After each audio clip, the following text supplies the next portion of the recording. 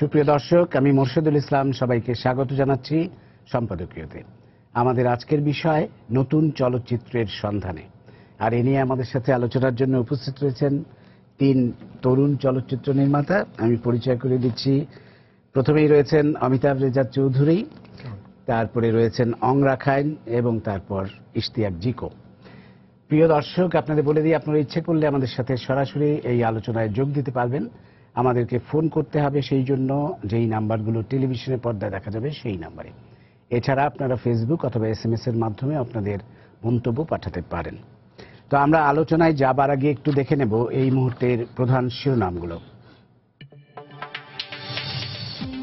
রামপাল নিয়ে ইউনেস্কোর উদ্বেগ গুরুত্বের সঙ্গে বিবেচনা করছে সরকার, জানালেন বিদ্যুৎ প্রতিমন্ত্রী।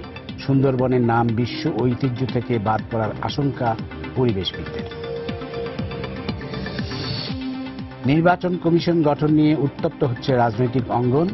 জনগণের নির্বাচিত সার্চ কমিটি চায় বিএনপি। গ্রহণযোগ্য কমিশন গঠনে কাজ চলছে বলছে আওয়ামী লীগ। কুষ্টিয়ায় আওয়ামী লীগের দুই গ্রুপের সংঘর্ষে 2 জন নিহত, আহত কমপক্ষে 20। বাড়িঘর লুটপাট ভাঙচুর।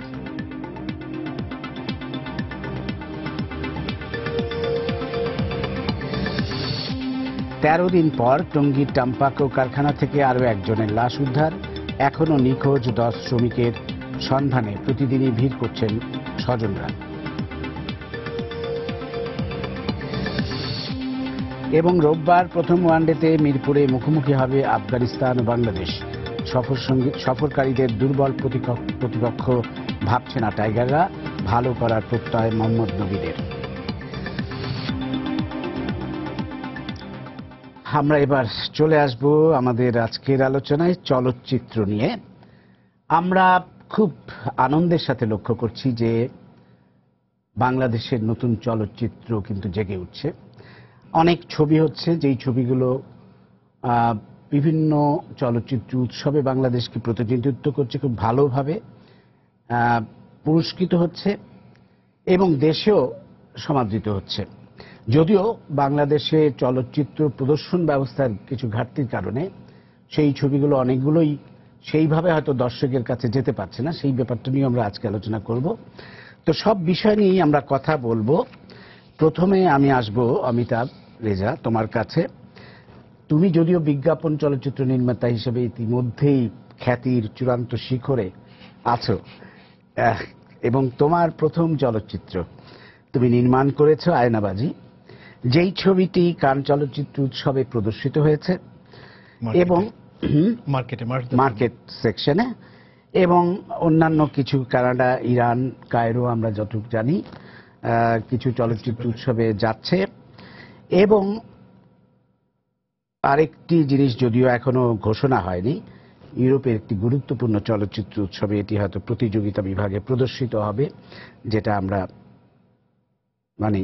শুনেছি, কিন্তু এখনো ঘোষণা তুমি দাওনি। যাই হোক, তো আমরা সেই ছবিটি নিয়ে কথা বলবো। এবং তোমার ছবিটি মুক্তি পাচ্ছে 30শে সেপ্টেম্বর, এবং মুক্তিটাও একটা অভিনব ভাবে তুমি বলছো যে দর্শকরাই উদ্বোধন করবে ছবিটি, একটি অভিনব কায়দায় হচ্ছে।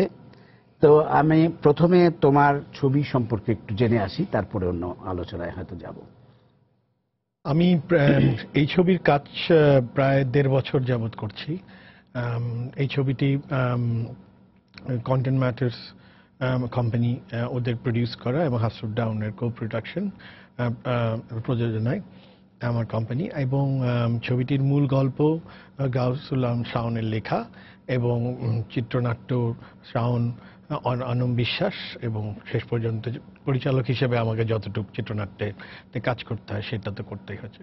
সেটুকু পর্যায়ের পরে আমরা গত বছর ফেব্রুয়ারি মাসে প্রোডাকশন শুরু করি, প্রি প্রোডাকশন। 3 মাস প্রায় এক্সটেন্সিভ প্রি প্রোডাকশন করার পরে আমরা প্রোডাকশনে যাই। প্রায় 47 ডেজ শুটিং করি এবং প্রায় 1 বছর এটা পোস্ট প্রোডাকশন চলে। এবং তারপরে এখন ছবিটি প্রাথমিকভাবে 30 তারিখ 20টি হলে সারা বাংলাদেশে, এখনো পর্যন্ত যতটুকু খবর পাচ্ছি 20টি হলে এটা মুক্তি পাচ্ছে প্রযোজনা সংস্থা এবং ডিস্ট্রিবিউটরদের কাছ থেকে।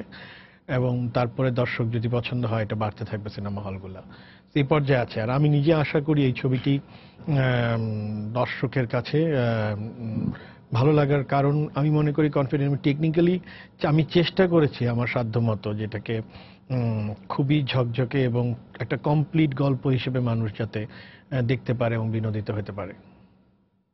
ধন্যবাদ, আবার আসবো পরে তোমার কাছে। এবং আমি বলে রাখি যে এই তিনজনের মধ্যে সম্ভবত তুমি চলচ্চিত্র সংসদ আন্দোলনের সাথে বেড়ে ওঠা, দীর্ঘদিনের চলচ্চিত্রের সাথেই আমি চলচ্চিত্রের সাথে তোমার সংযুক্তি একসময় খুব ঘনিষ্ঠভাবে ছিল, আমরা জানি। সেই ছোটকাল থেকে তোমার চলচ্চিত্রের নেশা। যাই হোক, তোমার ছবি দেখার জন্য অপেক্ষায় কিন্তু সবাই আছে, অনেক প্রত্যাশা নিয়ে আছে, এবং আমি আশা করি যে সেই প্রত্যাশা নিশ্চয়ই দর্শকের পূরণ হবে।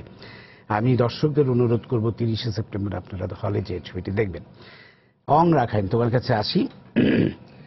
তুমি একটি ছবি তৈরি করেছো, তোমার ছবির চাকমা নাম হচ্ছে মর থেঙ্গারি, যেটি ইংরেজি নাম হচ্ছে মাই বাইসাইকেল, এবং এটি বলা যায় যে বাংলাদেশের প্রথম চাকমা ভাষায় নির্মিত পূর্ণাঙ্গ চলচ্চিত্র।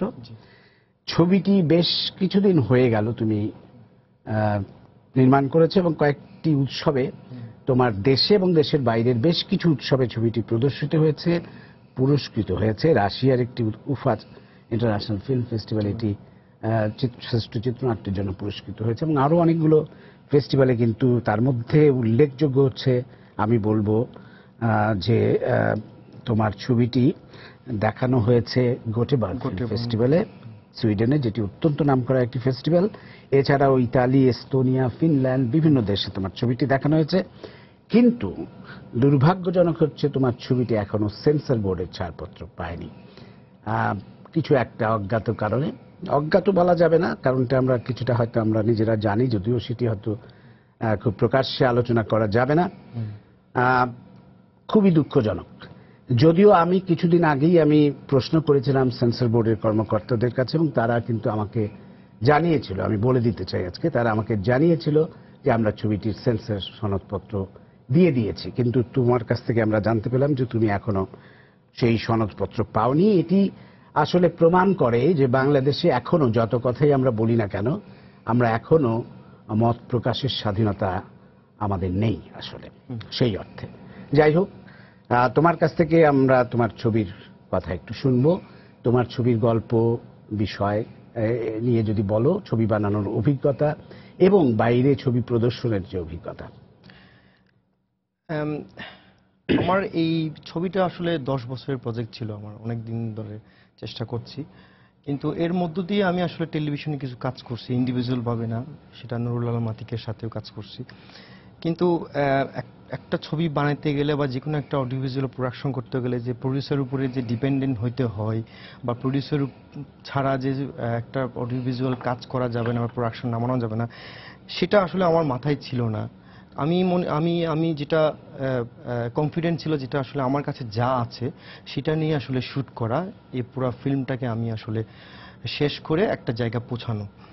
সেক্ষেত্রে আমার আশেপাশের লোকজন, বন্ধুবান্ধব বলেন, বড় ভাই বলেন, আমার ওয়াইফ বলেন, আমার ফ্যামিলি বলেন, সবাই যার যার মতো করে আমাকে খুবই হেল্প করছে। আর শেষ পর্যন্ত শুটিং করার পরে আসলে আমি এক ধরনের কনফিডেন্ট ছিলাম যে এই ছবিটা হয়তো বা একটা জায়গা যাবে, সেটা আমার এক ধরনের কনফিডেন্স ছিল। কারণ কি, গতানুগতিকভাবে যেরকম আমরা যে রেগুলার যে কাজ করি অডিও ভিজুয়ালে, সেটা টেলিভিশন বা চলচ্চিত্র সেক্টরের, যে আসলে আদিবাসীদের নিয়ে এরকম একটা ফিচার ফিল্ম, এটা আসলে মানে মানে দেখিনি বা করিনি, বা নতুন, সবার কাছে এটা নতুন। সো এটা একটা আমার কনফিডেন্স হলো, একটা চেঞ্জ আসতে পারে, বা একটা দর্শকের বা বাংলাদেশের দর্শকের কাছে এক ধরনের আমি খুবই আশাবাদী ছিলাম দর্শকটা রিসিভ করবে ভালো করে, বাইরে ফেস্টিভ্যালও ভালো করে রিসিভ করবে। ঠিক আমার কনফিডেন্টটা খুবই কাজ করছে, এবং আমি খুবই সাকসেস, যে আমি আসলে এতটা এক্সপেক্ট করি নাই যেটা। আর আমি যদি বলি যে বাইরের ফেস্টিভ্যালে আমি খুব কম ফেস্টিভ্যালে গেছি, 2টা ফেস্টিভ্যালে, সুইডেনের যে গোটেবর্ন আর হচ্ছে টালিন ব্লেকের এস্টোনিয়া। আমি এই ফেস্টিভ্যালে যা দেখলাম যে আসলে আমাদের দেশের চলচ্চিত্র আসলে পুরো বিশ্বের চলচ্চিত্রের সাথে কম্পিটিশন করার মতো আমাদের এই দক্ষতাটা আছে। কিন্তু একটা জিনিস আমি একটা খুবই প্র্যাকটিক্যাল আকারে যেটা আমি দেখলাম, সেটা আসলে আমরা টেকনিক্যালি খুব বেশি সাউন্ড না। আমরা আসলে ফর্মালিটিসটা ঠিক মতো জানি না, কাকে কি বলতে হবে, কাকে কি চিঠি লিখতে হবে, বা কিভাবে কি কথা বলতে হবে, ওদের সাথে ফর্মালিটিস মেনটেন করতে হবে। এটা আমি ভালোভাবে শিখছি। কিন্তু আমি মনে করি যে আমাদের বাংলাদেশের বিভিন্ন অনেকগুলো সিনেমা আছে, এখন সিনেমা আসতেছে বা এখন আছে, যেটা আসলে পুরো বিশ্বের মার্কেটটাকে আসলে আমরা ধরতে পারবো ঠিক মতো করে। আর একটা জিনিস দেখলাম, আর একটা খুবই ইম্পর্টেন্ট, যে ইউরোপিয়ান মার্কেট বলেন যে বাংলাদেশের সিনেমা ওয়েলকাম করতেছে ওরা, প্রস্তুত, আমাদের সিনেমা ডিস্ট্রিবিউশনের জন্য প্রস্তুত। কিন্তু আমরা ঠিকমতো আসলে কমিউনিকেশনটা করতে পারছি না বলে, এটা আমাদের আসলে দক্ষতা বলবো না, আসলে আমাদের এক্সপিরিয়েন্সটা নাই। কেউ যদি এই এক্সপিরিয়েন্সটা যদি পাই, সেক্ষেত্রে আমরা হয়তো হেল্প করতে পারি। কিন্তু শীঘ্রই এটা ঘটবে, আমার আশাবাদী। হ্যাঁ, সেই এক্সপিরিয়েন্স কেউ কেউ কাজে লাগাচ্ছে, আমরা জানি কয়েকজন। তার মধ্যে আমি যদি বলি, আমাদের কামার আহমেদ সাইমনের কথা, শুনতে কি পাও নামে একটি চমৎকার ডকুমেন্টারি ছবি সে বানিয়েছিল, এবং তারপরে তার একটি প্রজেক্ট লোকার্নোতে এবং বার্লিনে এটা ফান্ড পেয়েছে। সুতরাং সেই জিনিসগুলো হচ্ছে, বা আমাদের জালালের গল্প বানিয়েছিল আবু সাহেব ইমন, হ্যাঁ, ও বেশ কিছু বাইরের ফান্ড পেয়েছে। তো সেগুলো ব্যাপার হচ্ছে, সেগুলো আমরা আরো ইশতিয়াক জিকোর কাছ থেকে শুনবো। কিন্তু অঙের ব্যাপারে আমি একটু বলি, তোমার ছবিটি আমি দেখেছি, তোমার ছবিটি চমৎকার একটি সিম্পল গল্প নিয়ে এত সুন্দর একটা ছবি আমি বলবো বাংলাদেশে খুব কমই হয়েছে। এবং যতটুকু আমার মনে হয় তোমার ছবিটি খুব কম বাজেটে তৈরি করা, এবং সত্যিকার অর্থে আমরা বিকল্প সিনেমা বলতে যা বোঝাচ্ছি ঠিক সেইভাবে ছবিটা তৈরি করা আমরা বলবো। এবং এই ধরনের ছবি কিন্তু আমরা চাই আসুক, এবং এই ধরনের ছবি যত বেশি হবে তত কিন্তু আমার মনে হয় আমাদের চলচ্চিত্র একটা নতুন ধারায় প্রবেশ করবে। আমি ইশতিয়াক জিকো তোমার কাছে আসবো। তোমার তো একটি শর্ট ফিল্ম আমরা খুব অভিভূত হয়েছিলাম বেশ কয়েক বছর আগে, সম্ভবত 2010 সালে তোমার 720 ডিগ্রি নামে একটি শর্ট ফিল্ম তোমার প্রথম ভেনিস চলচ্চিত্র উৎসবে প্রতিযোগিতা বিভাগে প্রদর্শিত হলো, এবং সেটি আমার মনে হয় বাংলাদেশের প্রথম এবং এখন পর্যন্ত একমাত্র ছবি যা ভেনিস চলচ্চিত্র উৎসবে, শুধু ভেনিস না, আমাদের তিনটি বড় ফেস্টিভ্যাল যদি আমরা বলি, কান, ভেনিস, বার্লিন, এই ছবিগুলোর প্রতিযোগিতা বিভাগে তোমার শর্ট ফিল্মটাই প্রথম প্রদর্শিত হয়েছে। নিশ্চয়ই আমরা আশা করব বাংলাদেশের আগামীতে অনেক ছবি এই ধরনের ফেস্টিভ্যালগুলোতে যাবে। এবং তুমি এবছর লোকার্নো ফেস্টিভ্যালের থেকে একটা কো প্রোডাকশন একটা ফান্ড পেয়েছো লোকার্নো ফেস্টিভ্যালের। এটা ছিল তোমার ওপেন ডোর থেকে তুমি অ্যাটেন্ড করেছিলে, এবং তোমার সেই ছবিটার নাম সম্ভবত সিনেমা সিটি অ্যান্ড ক্যাটস। সেই ছবি সম্পর্কে জানবো। তো তুমি একটু তোমার অভিজ্ঞতা যদি বলো, লোকার্নোতেও তুমি মনে গিয়েছিলা এবার, সেই অভিজ্ঞতাটা শুনবো। তোমার যে ভেনিসে তুমি যে পুরস্কারটা পেলে শর্ট ফিল্মের জন্য, সেটাও শুনবো, এবং তোমার যে আগামী ছবি সেটি নিয়ে একটু যদি বলো। আমি সিনেমার মেকিং এর জায়গা থেকে পরিচালনা হিসেবে আমার কাজ দর্শক মহলে সেটা আন্তর্জাতিকভাবে বা জাতীয়ভাবে আসে হচ্ছে 2010 সালে। কিন্তু আমি আসলে কাজ করছি কিন্তু অনেক দিন ধরে। আমি চেষ্টা করছি যে আগে প্রথমে যেমন ফিল্ম ফেস্টিভ্যাল বা ফিল্ম সোসাইটির যে আন্দোলন, সেগুলোর সঙ্গে হয়তো সরাসরিভাবে সম্পৃক্ত ছিলাম না, কিন্তু চলচ্চিত্র উৎসব যেগুলো হতো বাংলাদেশে 2001 থেকে আমি নিয়মিত অ্যাটেন্ড করতাম। এগুলো দেখে আমি কখনো কখনো বিভিন্ন পত্রিকাতে কন্ট্রিবিউটর হিসেবে কাজ করতাম, লেখালেখি করে বোঝার চেষ্টা করতাম। ওইখানে যারা আসতো ওদের কাছে গিয়ে শুনতাম, কি প্রশ্ন করবো সেটাও বুঝতাম না। এবং তারপরে বিভিন্ন প্রোডাকশনে আমি কাজ করার সুযোগ পাই, এবং কখনো কখনো বড় প্রোডাকশনে কাজ সুযোগ না পেয়ে নিজেরাই কাজ শুরু করি। সুতরাং ওরকম একটা জার্নি ছিল, এবং তখন থেকে আমার একটা বোঝার চেষ্টা করি আসলে আমার কি ভালো লাগছে। সেই জায়গা থেকে আমার দেখলাম যে শর্ট ফিল্ম আমার বেশি আমাকে টানে। ফুল লেন্থ ফিল্ম আমি প্রচুর দেখলাম, কিন্তু শর্ট ফিল্ম যে ছোট ডিউরেশনে কোনো একটা এক্সপ্রেশনকে সিনেমাটিক ফর্মে এরকমভাবে বলা যায়, এই এক্সপিরিয়েন্সটা আমাকে অনেক বেশি আন্দোলিত করে। এবং তারপরে চেষ্টা করতাম যে বিভিন্ন চলচ্চিত্র উৎসবে বা এগুলা যেসব সিনেমাগুলো চলছে সেগুলো আসলে কেমন। তো ওইটার অ্যাপ্রিসিয়েশনটা বোধহয় সেখান থেকেই শুরু। তারপরে আমি রুবায়েত হোসেন ওনার সিনেমায় কাজ করছিলাম এবং সেখানে অ্যাসোসিয়েট প্রডিউসার হিসেবে কাজ করছিলাম এবং শুটিং এর শেষ দিকে ফিল্মের আমরা তখন সেলুলয়েডে কাজ করছিলাম এবং সেলুলয়েডের ক্যান বেঁচে যায় 3টা ক্যান এবং সেখান থেকে সবার সহযোগিতা একটা ক্রু ইউনিট ছিল এবং সেখানে বললাম যে আমার যদি একটা সিনেমা বানাতে পারি তো আমরা একদিনের একটা মিজো সিন ডিজাইন করি যেখানে একটা লং টেকে কোনোভাবে করা সম্ভব এবং সেখানে আমি যা যা পাই, যেই লোক পাই, যেই সামনে যে যাকে পাই তাকে দিয়ে আমি আসলে ডিজাইন করার চেষ্টা করি। মানে আমি এক্সিস্টিং যেসব সীমাবদ্ধতাগুলো ছিল সেগুলোকে আমি ম্যাক্সিমাম ইউটিলাইজ করার চেষ্টা ছিল ওইখান থেকে।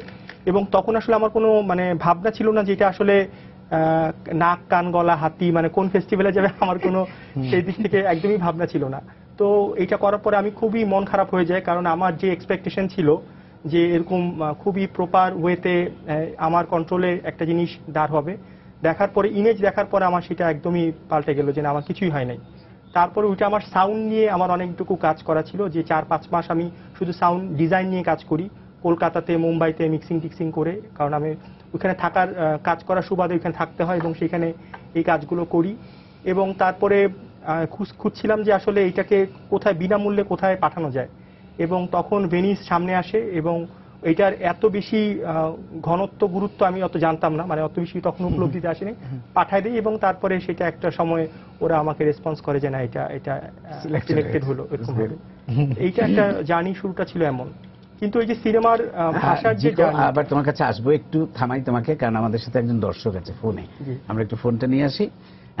প্রিয় দর্শক, আপনার পরিচয়টা দিয়ে প্রশ্নটা করুন। আসসালামু আলাইকুম। ওয়ালাইকুম সালাম। যে খসরু বলছিলাম কাউখালী পিরিজপুর থেকে। আমার প্রশ্ন হলো যে আমাদের বাংলাদেশের চলচ্চিত্র বিদেশের মাটিতে পুরস্কৃত হচ্ছে, বিদেশি মানুষরা পর্যন্ত আমাদের ছবি দেখছে। আমাদের বাংলাদেশের ছবি বাংলাদেশের মানুষরা কিন্তু এখন আর খুব একটা হলমুখী নয়। আমরা পিছনের দিকে বলতে চাই যে মুক্তিযুদ্ধের অনেক ছবি কিন্তু বাংলাদেশের চলচ্চিত্র নির্মাণ তারা করেছেন, তারই ধারাবাহিকতায় কিন্তু আমরা বাংলাদেশের সেই মুক্তিযুদ্ধের চলচ্চিত্র কিন্তু এখন আর দেখতে পাচ্ছি না। কারণ তাই যদি না হবে তাহলে চলচ্চিত্র দেখতে বাংলাদেশের মানুষ হয়ে আমরা কেন সিনেমা হলমুখী নয়? এই বিষয়ে আপনারা তিনজন কি ভাবছেন? চিত্র সঙ্গে জড়িত আছেন বিদায় আমার এই প্রশ্ন। তাই যদি হবে মুক্তিযুদ্ধের চেতনায় বাস্তবায়ন করতে হলে নতুন প্রজন্মকে মুক্তিযুদ্ধের চলচ্চিত্র দিতে হবে। সেই চলচ্চিত্র কিন্তু বর্তমানে আমরা পাচ্ছি না। কেন পাচ্ছি না? ধন্যবাদ দর্শক, আপনার প্রশ্নের উত্তর নিশ্চয়ই আলোচকটা দেবে। আমি একটু দেই, আমিও চলচ্চিত্রের সাথে যুক্ত একজন মানুষ। মুক্তিযুদ্ধের ছবি দেখা যাচ্ছে না তা কিন্তু নয়। আমার একটি ছবি গত বছর মুক্তি পেয়েছে, অনিল বাগচির একদিন, হুমায়ুন আহমেদের একটা উপন্যাস নিয়ে মুক্তিযুদ্ধের ছবি। এর আগে আমি আরেকটি ছবি বানিয়েছিলাম আমার বন্ধুর আশেক, সেটিও মুক্তিযুদ্ধের ছবি ছিল। কিন্তু দুঃখজনক হচ্ছে কি, আমাদের ছবিগুলো কিন্তু দর্শকরা হলে গিয়ে আপনারা দেখছেন না অনেকেই। এটা শুধু আমি আপনাদের দোষ দিচ্ছি না, ঢাকার বাইরে অনেক জায়গায় হয়তো ছবিগুলো মুক্তিই পাচ্ছে না, কারণ ঢাকার বাইরে হল নেই, নানা রকম সমস্যা আছে। সেই সমস্যার কারণে হয়তো ছবিগুলো দর্শকদের কাছে অনেকাংশেই পৌঁছাতে পারছে না। যদিও আমি কিন্তু অনিল বাগচির একদিন ছবিটা আমি মানে বিনা পয়সায় শিল্পকলা একাডেমির মাধ্যমে সারা দেশে প্রদর্শন করেছে। আমি জানি না আপনি ছবিটা দেখেছেন কিনা, কিন্তু আমরা চেষ্টা করছি ছবি বানাতে মুক্তিযুদ্ধের উপর এবং সেগুলো যতটা সম্ভব আমাদের পক্ষে দেখাতে। আলোচকরা এই বিষয়ে যদি মানে উত্তর দিতে চায় পরে আবার আসবে, আমরা এখন জিকুর কাছে আবার চলে আসবো। যা বলছি সেটাই আমি বলছিলাম যে চলচ্চিত্র বোধ এবং চলচ্চিত্রর অভিজ্ঞতা নির্মাণের কিংবা দেখার বা এক্সপিরিয়েন্স নেওয়ার অভিজ্ঞতাটা এটা বোধহয় হুট করে হয় না। মানে আমি অনেকেই এখন মানে এটা আমার ব্যক্তিগত অভিজ্ঞতা থেকে বিভিন্ন আমার ফেলো ফিল্ম মেকারদের সাথে যখন নবীনদের সাথে যখন মিশি, কথা বলি, ওদের ভাবনা বা ওদের সাথে কাজ করার চেষ্টা করি, তখন দেখি ওনারা যেটা আমরা অমিতাভ ভাইয়ের সাথে কথা বলছিলাম যে এই রিডিং এবং রাইটিং এর এক্সারসাইজটা কমে যাওয়াতে হয়তো কিনা সবাই শুধু স্ক্রিন কালচারে অভ্যস্ত হয়ে যাওয়াতে মানে ওই বাকি কম্পোনেন্টগুলো মিসিং হওয়াতে সেটা ডিফিকাল্ট। যে অ্যাপ্রিসিয়েশনটা আসলে একটা হোল ব্যাপার, যে কেউ যদি ছোটবেলা থেকে হোক বা তার বড় হয়ে ওঠার সময় যদি কবিতা বা সিনেমা ছাড়া অন্যান্য যেসব প্রকাশ মাধ্যমের সঙ্গে যদি তার বেড়ে না উঠে, তাহলে বোধহয় এটা রিফ্লেক্ট করাটা খুব ডিফিকাল্ট তার নির্মাণের জায়গা থেকে। সুতরাং আমি বলবো যে আমার যে বেড়ে ওঠার সময় যে এই সংস্পর্শগুলো ছিল সেইটা আমার এখানে একটা কাজে দিচ্ছে, যে আমার এই সিনেমাতে মানে অনেকেই আমরা বলছিলাম যে আমার একদিনে শুট করা এবং একদিনের ভাবনা, এবং সেইখানে আমার সেই অর্থে কোনো স্ক্রিপ্ট ছিল না, আমার একটা জাস্ট একটা স্কেচ ছিল, সেখান থেকে কাজ করা। সুতরাং ওনারা কেউ যদি ধরে নেয় যে আসলে এইভাবে সিনেমা করা যায় এবং এইভাবে সিনেমা করলে ভেনিসে যাওয়া যায়, তাহলে বোধহয় একটা রং ইমপ্রেশন তৈরি হবে। এই আর কি বলছিলাম। তোমার নতুন ছবির ব্যাপারে একটু শুনি। নতুন ছবিটা লোকার্নোতে পিচ করলাম, এবং লোকার্নো ফিল্ম ফেস্টিভ্যালটা সুইজারল্যান্ডের একটা মানে ইম্পর্টেন্ট ফিল্ম ফেস্টিভ্যাল। সেখানে ওরা যেটা করে অন্যান্য কো প্রোডাকশন মার্কেটের মতো ওরা ওপেন ডোরস বলে একটা সেকশন চালু রাখছে, এবং সেখানে নির্মাতাদের ওরা আমন্ত্রণ জানায়। ওরা 8টা সিনেমা প্রতি বছর বাছাই করে এবং সেখান থেকে চেষ্টা করে নির্মাতাদের সাথে, পরিচালকের সাথে প্রযোজকের মেলবন্ধন ঘটকালি করার মতো।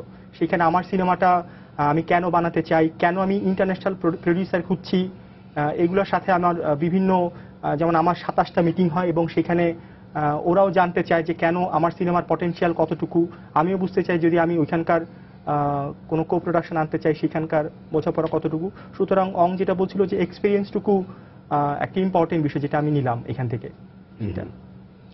এই ছবিটি কবে নাগাদ শুরু হবে তোমার? এটা তো এখন ডেভেলপমেন্ট স্টেজ চলছে, তো ডেভেলপমেন্ট স্টেজ ফাইনালি যদি ঠিকঠাক মতো শিডিউল মতো হয় তাহলে 2019-এ ছবিটা হবে। 2019-এ দেখা যাবে আশা করি এবং শোনা যাবে। গুড, আমরা আশায় থাকলাম। এইবার লোকার্নোতে কিন্তু আমাদের অনেকগুলো ছবি গিয়েছিল, অনেকেই গিয়েছিল, এবং সাইমনের ছবি একটা একটা ফান্ড পেয়েছে ওখানে আমরা দেখলাম, সেইটাও আছে। তো চমৎকার চমৎকার। একটু অমিতাভের কাছে আসবো। তুমি যেহেতু তোমার ছবিটা মুক্তি দিতে যাচ্ছ, ডিস্ট্রিবিউশনের একটা সমস্যা আমাদের এখানে খুব বড় সমস্যা, যেটা তুমি ইতিমধ্যে ফেস করা শুরু করেছো বলে আমার ধারণা। সেটা নিয়ে কিছু বলবা নাকি? মানে সত্যি কথা বলতে পুরো ডিস্ট্রিবিউশনটা তো আসলে আমি নিজে পার্সোনালি দেখছি না, এবং এটার সমস্যাটার কথা ভয়ে আমি আসলে এটার দায়িত্ব থেকে সরে গেছি। আমি এখন আমার ছবিটা কমপ্লিট করে আমার প্রযোজক সংস্থা এবং ডিস্ট্রিবিউটর সংস্থা, পরিবেশক যারা, বলবো যে শাওন এবং ডিস্ট্রিবিউটর টিওটি ফিল্মস এবং আমার এক্সিকিউটিভ প্রডিউসার হচ্ছে এশা ইউসুফ, মোটামুটি তারাই এই কাজটা করছে, এবং তারা প্রতিদিন অদ্ভুত অদ্ভুত মাথায় চুল ছিটতেছে এবং আমার কাছে বলতেছে তুমি জিজ্ঞেস করো না কি হয়েছে। আমি তো আচ্ছা ঠিক আছে, কিছু জিজ্ঞেস করবো না। আমি আসলে সত্যিকার অর্থে আমি যে খুব ভালো জানি সেটা না, বিকজ আমি এটার মধ্যে নাই, কিন্তু তারা যে অসম্ভব বেগ পেতে হচ্ছে পুরো জিনিসটার মধ্যে, এটা আমি বুঝতে পারি। একটা বড় সমস্যা সেটা হচ্ছে, এটা তো পরিষ্কার যে আফটার ডিজিটাল প্রজেকশন হওয়ার পরে এটা একটা জটিলতা তৈরি হয়েছে। আমরা জানি ডিজিটাল প্রজেকশনটা তো আসলে এটা ডিসিপিও নাই বাংলাদেশে। আমরা চিন্তা করেন যে আমরা এত বড় দেশের মধ্যে আমাদের মাত্র একটা হলে ডিসিপি আছে, যেটা খুবই দুঃখজনক। যে এটা হচ্ছে দুঃখজনক ঘটনা কিছু না, বাকিগুলাতে বলে প্রজেকশন, এটা প্রজেক্টর, কিন্তু এটা আসলে MP4 থেকে চালানো হয়। সো টেকনিক্যালি দর্শকদের বোঝার জন্য একটু বলে দিই, সাধারণ ডিসিপি হচ্ছে আসলে প্রফেশনাল ফরম্যাট ডিজিটাল ছবির সিনেমা প্রজেকশন।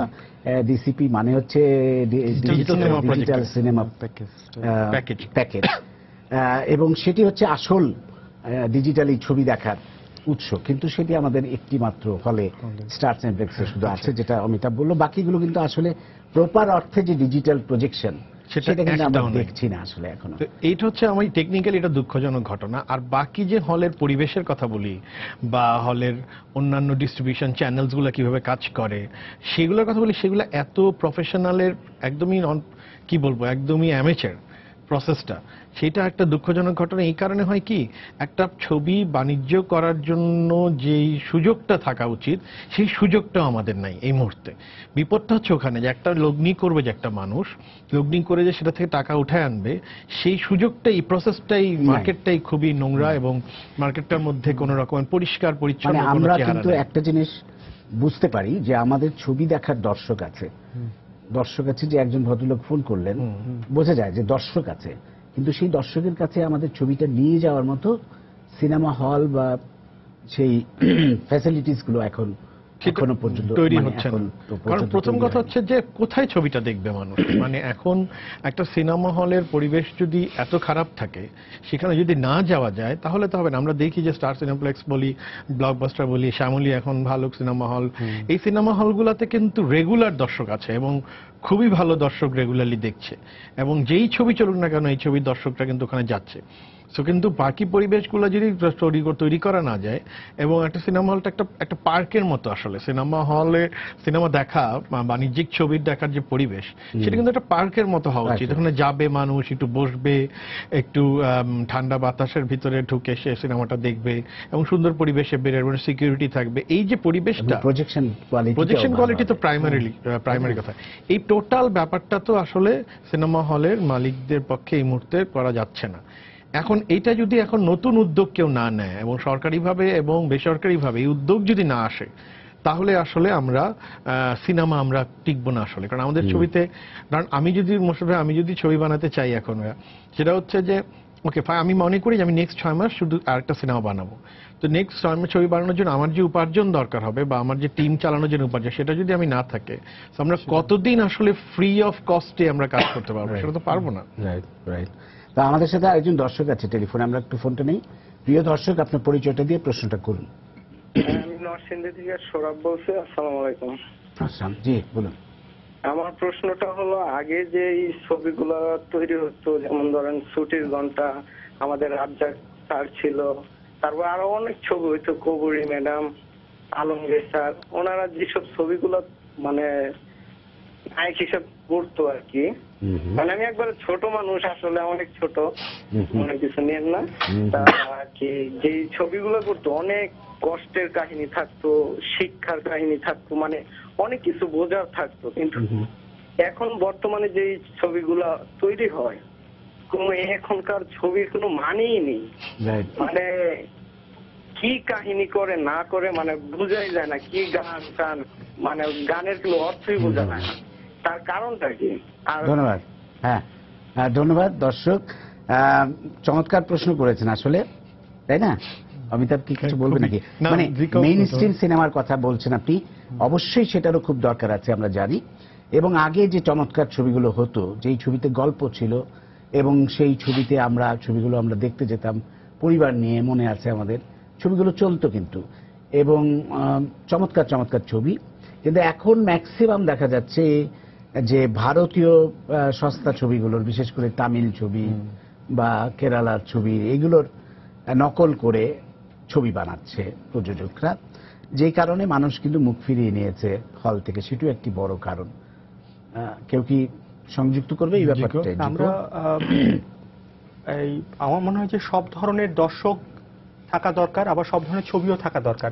কোন একটা ইন্ডাস্ট্রিতে ডেফিনেটলি আমরা যেরকম বলছি যে মূলধারা বা মেইন স্ট্রিমের ছবি, যেগুলো অনেকটুকু দর্শকদের কথা মাথায় রেখে তাদের কোট আনকোট এন্টারটেইন করার জন্য সিনেমা যেরকম ভাবে বানাতে হবে, একই রকম ভাবে যারা নিজের কোনো ভাবনা প্রকাশ করতে চায় সিনেমা মাধ্যমে, আমরা যেটাকে বলি অতর সিনেমা, সেরকম ইন্ডিপেন্ডেন্ট সিনেমাও কিন্তু প্রচুর হওয়া দরকার।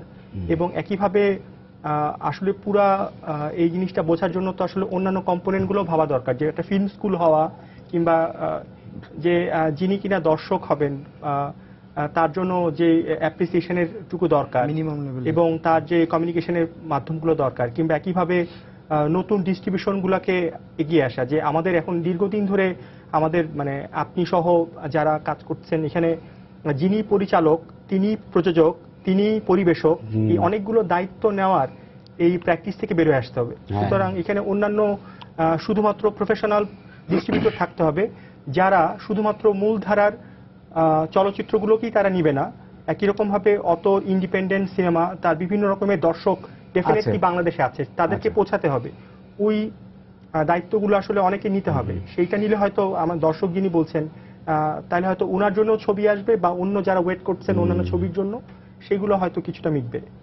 রাইট। আমরা আসবো ডিস্ট্রিবিউশন নিয়ে একটু বিস্তারিত আলোচনায়। তার আগে একটু অমিতাভের কাছে একটা প্রশ্নে আসি।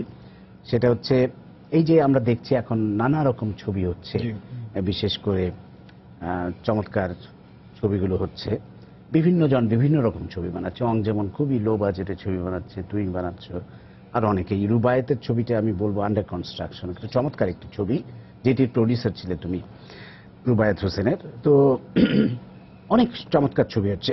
তো এই ছবির পেছনে তুমি তো যেহেতু চলচ্চিত্র সংসদ করেছো, তোমার কি মনে হয় যে 80-র দশকে আমরা যে একটা শর্ট ফিল্ম আন্দোলনের মধ্য দিয়ে যে একটা বিকল্প ধারার আন্দোলন শুরু করেছিলাম বাংলাদেশে, সেইটার কোনো রকম প্রভাব কি এর মধ্যে আছে কিনা?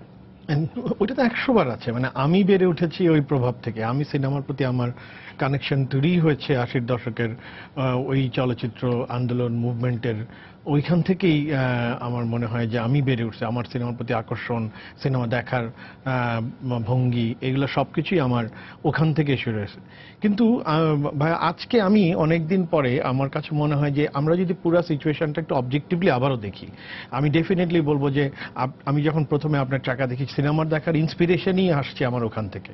আমি একদমই শুরুই বলতে পারি যে আমি যখন হুলিয়া চাকা একসাথে, প্রথমে হুলিয়া আগামী দেখি, তার কিছুদিন পরে আবার চাকা দেখি, তারপরেই আসলে আমি জানি যে আমি আসলে এই জার্নিটার মধ্যে থাকতে চাই। কারণ আমি চোখের সামনে আপনাদের দেখতে পেরেছিলাম, তারেক মাসুদ কে, আপনাদের দানি ভাইকে, সবাইকে আমরা চোখের সামনে দেখেই আমি আসলে এটা আমি হয়েছি, সেটার কোনো সন্দেহ নেই। কিন্তু আরেকটা যেটা আমার বিপদটা মনে হয়, আমি যদি ক্রিটিসাইজ করি ওই সিচুয়েশনটাকে, আপনারা ওই সময় এই যে বিকল্প বলার পরে যে আমরা 16mm এবং পুরো জিনিসটা থেকে আমরা ছড়ে আসছি এফডিসিডি এর থেকে, হয়তো আমি জানি না আমরা কেন এই ডিসিশনে ছিলাম, কিন্তু এর বদলে যদি আমরা চেষ্টা করতাম যে সিনেমা হলে ছবিগুলো দেখানো যায় কিনা, বড় ছবি করা যায় কিনা, যেটা আসলে পরে গিয়ে দুখাই বা কীর্তনখোলা এগুলাতে আমরা গিয়েছিলাম। কিন্তু ওই সময় আমার দরকার ছিল আমাদের এফডিসিতে আমাদেরকে আরো বেশি ইন্টারভেন করা এবং ওইখানে বসে আমাদের বিভিন্ন ধরনের মানুষকে আরো ইন্সপায়ার করা, বিভিন্ন ধরনের ছবি করা, বানানোর জন্য। আমরা তখন একদমই কেন জানি 80-র দশকের পরে আমরা একদমই মূলধারার ছবি থেকে, আমি বাণিজ্যিক বলছি না, আমি বলছি যে মূল দর্শকের ছবি থেকে, তখন কেউ চিন্তা করিনি আমরা। এখন যেমন আমি চিন্তা করি যে আমার কাছে খুব ইম্পর্টেন্ট মনে হয়, আমি খুব ইচ্ছা আছে আমার চম্পাকলি যেমন ছবিটা যদি যায়, বা আমার যদি চালাতে সিরাজগঞ্জের যায়, অদ্ভুত সিনেমা হল এগুলো, আমি জানি যে সিনেমা হলের পরিবেশ ভালো নাই, কিন্তু আমি চাই ওই দর্শক কিভাবে আমার ছবি রিঅ্যাক্ট করে। আমার এটা খুব ইন্সপায়ার করে। আমি যতই ছবি বানাই না কেন, আমি আমার দেশের মানুষের সাথে ছবি নিয়ে কানেক্ট করতে চাই আসলে। এবং সেটা হয়তো বিপদের ব্যাপার একটা হইতে পারে যে সেই ছবির ভাষা হয়তো একসময় দেখা যাবে ইন্টারন্যাশনালি হয়তো ক্লেম নাও হতে পারে, কারণ আমি যেভাবে ছবি বানাতে চাই অনেস্টলি, কিন্তু আমি আসলে আমার ওই দর্শকের সাথে কানেক্ট করতে চাই।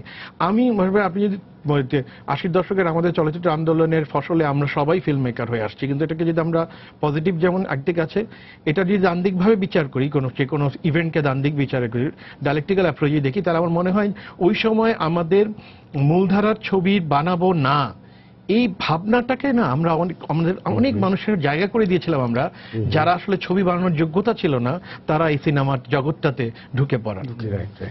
আমি একটু তোমার প্রশ্নের একটু উত্তর দেই ওই ধারার একজন মানুষ হিসেবে। সেটা হচ্ছে যে আমরা কিন্তু ধরে নেই যে আমরা মূলধারার ছবি বানাবো না। আমাদের মূলধারার ছবি বানানোর ইচ্ছে ছিল, শতভাগ ইচ্ছে ছিল, কিন্তু তখন পরিবেশ ছিল না। আমরা দেখছিলাম যে সূর্য দিগল বাড়ির মতো একটা ছবি হয়েছে, সেটা ঢাকায় মুক্তি পেতে পারছিল না। 1 বছর পরে, প্রথমে নাটোরে মুক্তি পেয়েছিল, তার 1 বছর পরে ঢাকায় মুক্তি পেয়েছিল এবং কয়েকদিনের মধ্যে নামিয়ে দেওয়া হয়েছিল। তোমার যদি মনে থাকে, মেঘের অনেক রং, একটা ছবি 3 দিনের মাথায় হল থেকে নামিয়ে, কিন্তু নামিয়ে দেওয়া হয়েছে নাকি ভাইয়া, এটা কি হয়েছিল আসলে? দর্শক যায়নি, দর্শক ওরা বলছে, সিনেমা হল আলারা বলছেন যে দর্শক যায়নি, সুতরাং নামিয়ে দিয়েছে ওরা। তো এখন ওই পরিস্থিতিতে আমরা যখন ছবি বানানোর সিদ্ধান্ত নিলাম, আমরা একদল তরুণ, আমাদের কোনো অভিজ্ঞতা নেই, আমাদের সামনে কিন্তু বিকল্প ছিল যে আমরা একটা বিকল্প পথ বেছে নিই, ঠিক আছে, দর্শকের কাছে যাওয়ার জন্য। এবং সেই বিকল্পটা ছিল যে আমরা নিজেরাই ছবি বানাবো, নিজেরাই দর্শকের কাছে নিয়ে যাব, এটা ছিল বিকল্প। এবং যার জন্য আমরা 16mm বেছে নিয়েছিলাম তখন। এবং আমরা কিন্তু 16mm ছবি বানিয়ে দর্শকের কাছে যেতে পেরেছিলাম, সিনেমা হলের বাইরেও। আমরা কিন্তু, আমি যদি বলি, আগামী এবং হুলিয়া, এই দুটো ছবি বাংলাদেশের এমন কোনো জায়গা নেই, এমন কোনো উপজেলা নেই যেখানে দেখানো হয়নি। এবং আমরা টিকিট করে দেখেছি, আমি কয়েক গুণ টাকা কিন্তু ফেরত পেয়েছি। আগামী বানাতে আমার খরচ হয়েছিল 70,000 টাকা, আমি কয়েক গুণ টাকা ফেরত পেয়েছি। আমি চাকাও কিন্তু ভালো চলেছে, কিন্তু তখন আমাদের ওই বিকল্প পথটা বেছে নিতে হয়েছিল। যখন সুযোগ পেয়েছি তখন কিন্তু আমরা আবার মূলধারায় চলে এসেছি। আমার প্রথম ছবি ছিল মূলধারায় যদি বলা যায় দীপু নাম্বার 2 বাচ্চাদের ছবি, এবং সেই ছবি প্রচুর চলেছে সারা দেশে, কিন্তু খুব ভালোভাবে চলেছে। এবং আমি মনে করি এই ধরনের ছবির মধ্যে দীপু নাম্বার 2 একটা উদাহরণ যে পপুলার, এখনো সেটা দেখে লোকজন। তো তারপরে দুখাই, এবং তারপরে তো আমরা মূলধারায় ছবি বানানো শুরু করলাম, আমি করলাম, তানভীর করলো, চিত্রানজির পারেক, তারেক মাসুদ করলো। সুতরাং আমরা মূলধারায় ফিরে আসলাম আবার, এবং সিনেমা হলে আমাদের ছবি মুক্তি দেওয়া শুরু করলাম। তারপরে অবস্থাটা এখন আবার অন্যরকম হয়ে গেছে। যাই হোক, তো আমি একই প্রশ্ন একটু অঙের কাছে যাব ছোট্ট করে, আমাদের সময় খুব কম, যে এই আন্দোলনটা তোমাকে ইন্সপায়ার করেছে কিনা? যদিও তুমি অনেক পরে। হ্যাঁ, আন্দোলন তো সরাসরি আমাকে আসলে ইন্সপায়ার করে না, কিন্তু আন্দোলনের সাথে যারা ছিল, যেমন আপনি বলেন, দাদা বলেন, আর জিকু ভাই বলেন, আর স্বয়ং আমার আতিক ভাই বলেন, সো আসলে আলটিমেটলি আসলে একই তো, মানে আসলে ঘুরে ফিরে তো সবাই এক প্ল্যাটফর্ম থেকে আসছে, এই টিজের আন্দোলন থেকে। তো এই কারণে আমি আবার যাদের সাথে শর্ট ফিল্ম ফোরামের সাথে দীর্ঘদিন মিশতে ছিলাম, এবং তাদের থেকেও আমি ইন্সপিরেশন পেয়েছি এবং গাইডলাইনগুলো পেয়েছি। এবং আমার আসলে আমি একদম 100% আমার আশেপাশের লোকজনে আসলে কোনো না কোনো ভাবে জড়িত ওই আন্দোলনের সাথে, আপনাদের সাথে সমসময়ে বা একটু পরে বা এরকম, মানে সেটা আমার জন্য। জিকোর কাছে একই প্রশ্ন, তুমি যদি শর্ট ফিল্ম ফোরামের সঙ্গে জড়িত থাকা বলতে মানে আমার পারিবারিক সূত্রে মশিউদ্দিন শাকের আমার মামা হন, এবং সেই জায়গা থেকে ওনার সূর্যদিগল বাড়ি এই চলা এবং নামায় নেওয়া, সেই জায়গাটা আমি ছোটবেলা থেকে আমার ফ্যামিলি থেকেই শুনছিলাম যে এই মামা সিনেমা বানায় ইত্যাদি ইত্যাদি। সুতরাং ওইটার হয়তো একটা ফ্যামিলি লেভেলে প্রভাব হয়তো ছিল। তারপরে মানে ইউনিভার্সিটি থাকাকালীন আমি ফেস্টিভ্যালগুলোতে যাওয়া এবং সেখানে যাদের সাথে দেখা এবং ওদের সাথে ওঠা বসা করা, তারা দেখলাম মানে এই যে শর্ট ফিল্ম ফোরাম যারা করতেন বা বিকল্প জায়গা থেকে যারা ডিস্ট্রিবিউশন বলেন, নির্মাণ বলেন, তাদের সাথে মানে মিথস্ক্রিয়া বা লেনদেন হওয়াটা আমাকে ডেফিনেটলি প্রভাব ফেলছে। ওই যে আমি যেটা বললাম, বড় হওয়া, ওঠাতে অন্যান্য উপসঙ্গ অনুকরণগুলো। তুমি কি ওই তুমি যখন ছবি বানাতে এসছো, তো আন্দোলনটা সম্পর্কে তুমি মোটামুটি জানতা ভালোভাবে? আমি যেহেতু শর্ট ফিল্ম ফোরামে ওই ফেস্টিভ্যালগুলোতে, হ্যাঁ হ্যাঁ হ্যাঁ, পুরো আমাদের আগামী দেখা হয়েছে, চাকা দেখা হয়েছে তোমার একটা মন্তব্য আমি পত্রিকায় দেখেছি, আমি একটু উল্লেখ করতে চাই। তুমি বলেছো যে এফডিসির মানুষদের প্রশংসা করতে, যে এফডিসির মানুষদের যে সততা, ভালোবাসা আর পেশাদারিত্ব, তা তথাকথিত বিকল্পধারার চলচ্চিত্র সংশ্লিষ্ট মানুষদের মধ্যেও দেখা যায় না। একটু ব্যাখ্যা দেবে কি? আচ্ছা, না, এটা আমি যেহেতু এই যে প্রোডাকশনগুলোতে আমি ছিলাম ফুল লেন্থ ফিচার ফিল্মের জায়গা থেকে, তার ম্যাক্সিমাম ইউনিটটা আমরা নেওয়ার চেষ্টা করছি লোকাল এফডিসিতে যারা কাজ করেন। কারণ আমার মনে হয় যে দেশের মানুষ ডেফিনেটলি ইন্টারন্যাশনাল প্রোডাকশন, কিন্তু আমি চাইছিলাম যে দেশের লোকদেরকে ইনভলভ করতে, এবং সেই জায়গা থেকে মানে আমি দেখলাম যে আমরা একটা দূর থেকে আমাদের একটা নাক শিটকানো বিষয় থাকে। ঠিক আছে, এফডিসির লোকরা কিন্তু এমনিতে, মানে এফডিসির লোক বলতে আমি বোঝাচ্ছি যারা টেকনিক্যাল লোক, টেকনিশিয়ান যারা, তারা কিন্তু যথেষ্ট আন্তরিক, এবং তারা যখনই এই ধরনের ছবি আমরা করতে যাই এফডিসির মধ্যে, এফডিসির ফ্যাসিলিটিস নিয়ে, তারা কিন্তু যথেষ্ট সহযোগিতার হাত বাড়িয়ে দেন, আমি দেখেছি। আমি তাদের প্রতি আমিও ধন্যবাদ জানাই। তাদের সততা বা ভালো কাজের প্রতি তাদের আগ্রহ নিয়ে কোনো প্রশ্ন নাই। কিন্তু তুমি যে বলেছো যে সেটা তথাকথিত বিকল্পধারার চলচ্চিত্রকারদের মধ্যে দেখা যায় না, এইটা তো আসলে আমি তো দেখো নাই যে বিকল্পধারা, তো না, মানে আবার তথাকথিত কেন বলেছো তুমি? আচ্ছা, তথাকথিত বলতে ধরেন বিকল্প ধারা 16 মিলিমিটারের পরে, এরপরে আন্দোলনটা যেহেতু অনেকদিন ধরে চলছে, সুতরাং 16 মিলিমিটার মানে ফরম্যাটের আন্দোলনে একটা জায়গা থেকে ছিল, তারা ডিজিটাল ফরম্যাটের জায়গা থেকে আন্দোলন করা। তখন দেখলাম যে এটা মানে কিছু নির্দিষ্ট এজেন্ডা বা থিম বাস্তবায়ন করার জন্য অনেকেই হয়তো কাজ করছেন সেরকম জায়গা থেকে। সুতরাং ওইটাকে ক্রিটিসাইজ করার অনেক জায়গা আছে, যেটা অমিতাভ করলো। হ্যাঁ, ক্রিটিসাইজ তো করাই যায়। আমি বলছি না বিকল্প ধারা যেটা আমরা বলছি সেটাকে বিকল্প ধারাই বলা কিনা, সেটা নিয়েও মানে অনেক বিতর্ক আছে, এবং সেটা আসলে কতটুকু সফল হয়েছে সেটা নিয়েও বিতর্ক আছে, অনেক কিছু বিতর্ক আছে। কিন্তু সেটার যে একটা প্রভাব আছে সেইটা হয়তো স্বীকার করা উচিত। এনিওয়ে, আমরা সেই বিতর্কে যাব না, আমাদের সময় খুব কম। আমি একটু আবার আসবো অমিতাভের কাছে, এবং তারপরে জিকোর কাছেও যাব। খুব সংক্ষেপে জি ভাই। আমাদের যে ডিস্ট্রিবিউশনের কথা আমরা বলছি, যে আমার মনে হয় যে আমাদের যে সিনেমা হলের যে কনসেপ্ট, সেইটাকে পাল্টে ফেলা দরকার এবং নতুন নতুন সিনেমা হল, ছোট ছোট সিনেমা হল করা দরকার, এটাই আমার, তাই না? জি ভাই। যেখানে সত্যিকারের মানে ডিজিটাল প্রজেকশন হবে, তাই না? মানে যে কোনো আমি যদি আর্কিটেকচারালি ডিফাইন করি কোনো কিছুকে, যে কোনো আর্কিটেকচার, একটা বিল্ডিং যখন বানানো হয়, একটা বিল্ডিং এ যখন বানানো, বিল্ডিং এর সামনে মাঝখানে যখন একটা স্পেস তৈরি করা হয়, সেই স্পেসটা না ডিফাইন করে দেয় এখানে বিকালে কি আড্ডা দিব নাকি এখানে অন্য কিছু করব। এখন ওইখানে যদি বাগান থাকে বা ওইখানে যদি স্পেসটার মধ্যে ময়লা ফেলানোর জন্য জায়গা তৈরি, তাহলে ওখানে দেখা যাবে ওখানে তাই তৈরি হচ্ছে। সো স্পেস খুব ইম্পর্টেন্ট, যে স্পেসের মাধ্যমে আপনার মনন, আপনার চিন্তা, এই সব কিছু আপনাকে স্পেসটাকে ডিফাইন করবে। তো সিনেমা হল হচ্ছে এরকম একটা জায়গা। সিনেমা হলের স্পেসটা যদি ক্লিন হয় এবং ওটার যদি সবকিছু পরিবেশটা যদি তৈরি হয়, তো ওখানে মানুষ অটোমেটিক্যালি ওখানে ভালো সিনেমা দেখ, ওখানে একটা বাজে নোংরা সিনেমা ওখানে ও চালাবে না, স্পেসটাই ডিফাইন করে দেবে ওখানে একটা অন্যরকম ছবি চালানোর জন্য। নট নেসেসারি এটা বাংলাদেশের ছবি হতে হবে, পৃথিবী বিশ্বের অনেক ছবি চালানো পারে। আমরা এখন একটা আন্দোলন চলে যে ভারতীয় ছবি আসতে দেবে না। আমি যেটা বলি সেটা হচ্ছে পৃথিবীর সব ভাষার ছবি থাকা উচিত, এবং সেটা দরকার হলে বাংলা ভাষায় মানে ডাবিং করেও চালানো হচ্ছে, কারণ ছবি তো একটা অদ্ভুত ল্যাঙ্গুয়েজ, এবং সেটা যদি বাংলাদেশের একটা হলে শুধু সারা পৃথিবীর ছবি দেখানো হয়, ইন্টারন্যাশনাল ছবি, সেটা ইউরোপিয়ান সিনেমা হতে পারে, সেটা হিন্দি ছবি হতে পারে, সেটা বাংলা ছবি হতে পারে, সেটা যে কোনো দেশের ছবি, যেমন এবং নট নেসেসারি কোনো একটা দেশকে ডিফাইন করা হয়, এটাও যদি হয় আমার কোনো অসুবিধা নেই তো, বিকজ সিনেমার চর্চা তো একটা অন্যরকম চর্চা। এটা আমার কাছে প্রথম মনে হয় যে এই হলগুলোকে নতুন করে ডিফাইন করা উচিত, এবং বেসরকারিভাবে এবং সরকারিভাবে এটা নিয়ে সত্যি মানে যত তাড়াতাড়ি সম্ভব এটা নিয়ে কাজ করলে 5 বছর পরে আমরা সিনেমার একটা চেহারা দেখতে পারবো। আর এগুলো একটা ব্যাকওয়ার্ড লিঙ্কেজ আছে, যখনই সিনেমা হল ভালো হবে অটোমেটিক্যালি প্রোডাকশন তৈরি হবে, অটোমেটিক্যালি আপনি প্রোডাকশন সাপোর্ট দেওয়ার জন্য তখন একটা তৈরি হবে। আমরা যদি কলকাতার ইন্ডাস্ট্রি দেখি, যেই দেখলাম কলকাতার মিডল ক্লাস নতুন করে ইন্ডাস্ট্রি ডেভেলপ করছে, সাথে সাথে কলকাতার পোস্ট প্রোডাকশন এবং কলকাতার ডিস্ট্রিবিউশন সবকিছু চ্যানেলাইজ হয়ে গেছে।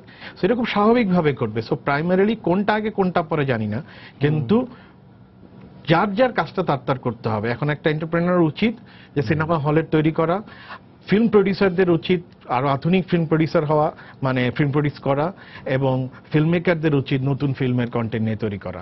আমার কাজ না সিনেমা হল নিয়ে ভাবা, আমার কাজ না ফিল্ম প্রডিউস কিভাবে করতে হয়, পৃথিবীর বিভিন্ন দেশে কিভাবে ছবি বাণিজ্য করবে সেটা নিয়ে ভাবা। আমার কাজ আমার গল্প বলা। কিছু বলবে খুব সংক্ষেপে? হ্যাঁ, আমি তো লাস্ট একটা চাকরি সুবাদে একটা ডিস্ট্রিবিউশনে ছিলাম। সেটা আমার কাছে মনে হয়, যেটা এক্সাম্পল বারবার বলি আমি যেটা বাইরে দেখেছি, যে আসলে একটা মাল্টিপ্লেক্সের বা একটা মার্কেটে 5-6টা মিনিপ্লেক্স থাকে, অপশন থাকে। আমি আর্ট ফিল্ম বা মানে আমি চাইনিজ ফিল্ম দেখবো নাকি ইন্ডিয়ান ফিল্ম দেখবো, আর্ট হাউস সিনেমা দেখবো, এটা একটা অপশন দর্শকের জন্য রাখে। এবং মানে একটা ফ্যামিলি আসলে একটা বাচ্চা থেকে শুরু করে তার বাবার পর্যন্ত একটা অপশন থাকে, বাচ্চাদের খেলার একটা অপশন থাকতে হবে, মার জন্য একটা অপশন থাকতে হবে। মাল্টিপ্লেক্স আমাদের আরো মিনিপ্লেক্স বাংলাদেশ এগিয়ে যাচ্ছে, বাংলাদেশ আমরা বলছি যে অর্থনৈতিকভাবে এগিয়ে যাচ্ছে, সব দিক থেকে এগিয়ে যাচ্ছে, কিন্তু আমরা কিন্তু আমাদের ওই চিন্তাধারা এগিয়ে যাচ্ছে না যে সিনেমা হল কনসেপ্টটাকে যে চেঞ্জ করে দেওয়া উচিত। সারা বিশ্বে যে মাল্টিপ্লেক্স এখন হচ্ছে, আমরা সেইখান থেকে কিন্তু পিছিয়ে আছি। ঢাকা শহরে মাত্র 2টি মাল্টিপ্লেক্স, এবং চিটাগাংয়ের মতো বড় শহরে নাই, অন্যান্য শহরে তো নাই। তো জিকো, এই ব্যাপারে তোমার সংক্ষিপ্ত? মানে বড় পর্দার জন্য ডেফিনেটলি আমাদের কাজ করা উচিত। যারা ডিস্ট্রিবিউটর থাকবে তাদেরকে হল বানাতে হবে, মাল্টিপ্লেক্স বানাতে হবে। আবার একই সাথে মনে হয় এখনকার যারা অডিয়েন্স, তাদের মন বোঝা এবং তাদের টেস্ট বোঝা, মানে তারা আসলে ছোট পর্দায় দেখতে দেখতে মানে সেখানে গল্প বলাটা হয়তো সেখানের জন্য সম্ভব। এখন নানা রকম ইন্টারন্যাশনাল সার্কিটে transmedia storytelling, cross media storytelling এর অনেক ধরনের এক্সপেরিমেন্ট এখন পর্যন্ত চলছে। সুতরাং আমরা জানি না যে আগামী 10 বছরে সিনেমা ইন্টারঅ্যাক্টিভ হবে কিনা। সুতরাং এগুলোও যদি পাশাপাশি মাথায় রাখা যায়, যেখানে তরুণ যারা নবীন যারা দর্শক এখন যারা হচ্ছে, তারা হয়তো কখনোই সিনেমা হলে যায় নাই। সুতরাং এটা শুধুমাত্র আমাদের বাংলাদেশের সংকট না, এটা সারা পৃথিবীতেই সবাই ভাবছে যে আসলে অল্টারনেটিভ ডিস্ট্রিবিউশনের কি করা যায়। সেক্ষেত্রে টেলিভিশন তো দীর্ঘদিন ধরে ছিলই, কিন্তু অন্যান্য জায়গা থেকে মোবাইল ফোনে বা অন্যান্য সেগুলো তো বোধহয় একটু ভাবা উচিত। ওইটা ভাবা উচিত। ধন্যবাদ। আমরা আশা করব সবাই মিলে ভাববেন, এবং বিশেষ করে আমাদের যে এখনকার মূল সমস্যা চলচ্চিত্র প্রদর্শন, সেইটার দিকে সবাই নজর দেবেন। নতুন নতুন সিনেমা হল নতুন দৃষ্টিভঙ্গিতে তৈরি হবে। নতুন দৃষ্টিভঙ্গিতে চলচ্চিত্র যেমন তৈরি হচ্ছে, সেই নতুন দৃষ্টিভঙ্গি নিয়ে যদি প্রদর্শন ব্যবস্থা তৈরি না হয়, তাহলে কিন্তু চলচ্চিত্র মুক্তবে পড়বে। আমরা আশা করব আমাদের নতুন চলচ্চিত্র এগিয়ে যাবে। ধন্যবাদ সবাইকে। প্রিয় দর্শক, সবাইকে শুভেচ্ছা জানিয়ে শেষ করছি আজকের সম্পাদকীয়। আগামীকাল আবার দেখা হবে রাত 10টায়। দেখার আমন্ত্রণ রইল। শুভরাত্রি।